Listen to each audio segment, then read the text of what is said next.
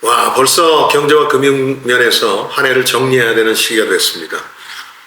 쉽고 단순하게 비유하자면 이런 겁니다. 평소에도 다른 과목이 형편없는데 국영수로 간신히 성적을 유지하던 학생이 학기 말 집안에 우환이 생겨서 성적이 더 떨어지게 생긴 상황입니다. 내수는 안 살아나고 수출로 연명하던 우리 경제가 비상계엄 사태로 다시 어려워지게 된 상황입니다. 그간 수출이 그나마 역할을 해줬던 것도 사실은 환율이 오른 데 따른 환율 효과를 누린 거죠. 이제는 증폭된 정치적 불확실성 때문에 수출에도 지장이 생기게 됐습니다. 그러니까 이번 불확실성으로 인해서 환율이 또 뛰고 있는데 이건 수출에서 환율 효과를 추가적으로 누리기 어렵게 됐다는 뜻입니다. 변동성 위험이 더 커졌기 때문에 그런데 결론적으로 우리 경제는 내년이 올해보다 더 힘들 겁니다. 자, 숫자로 말씀드리자면 올해 4분기 비상계엄 사태로 내수가 더 침체되면서 성장률이 당초 예상치인 0.4%에서 0.3% 이하로 떨어질 게 분명해 보입니다. 연 성장률은 이에 따라서 당초 전망치 2.2에서 2.0 안팎으로 조정될 겁니다. 내년 성장률 전망치와 관련해서는 이 국제 전망기구들이 2% 정도를 예상하고 있는데 국내에서는 1%대로 추락할 거라는 전망도 나오고 있습니다.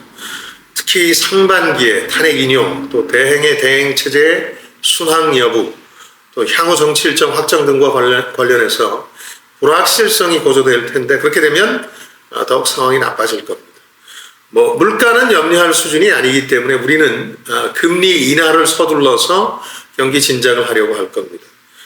그런데 경기가 아직도 견고해서 금리 인하를 서두를 필요가 없는 미국과 상당히 대조적인데 그러다 보면 제가 얘기한 금리 정책의 디커플링, 한미 간의 탈동조화 현상이 현실화될 겁니다.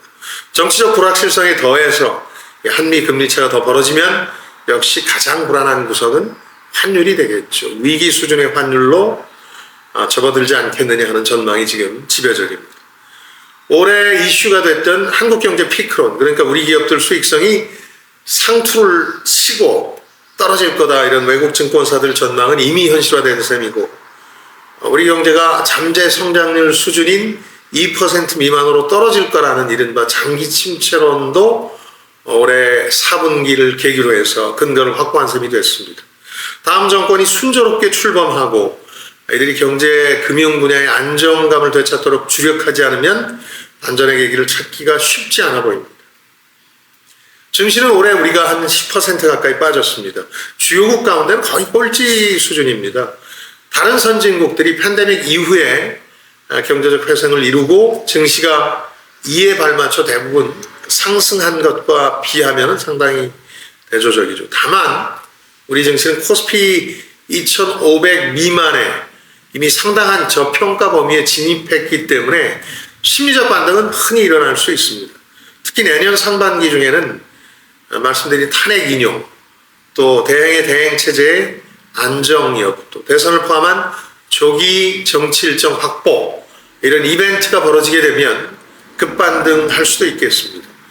우리나라에서 주식 투자의 성패는 85%가 전체 장세에 달렸고 이 장세 자체가 지금 정치 쪽에 초점이 맞춰진 만큼 내년 상반기에는 경제나 기업 상황도 중요합니다만 정치 흐름을 파악하는 게 훨씬 더 중요해지는 시기가 되겠습니다.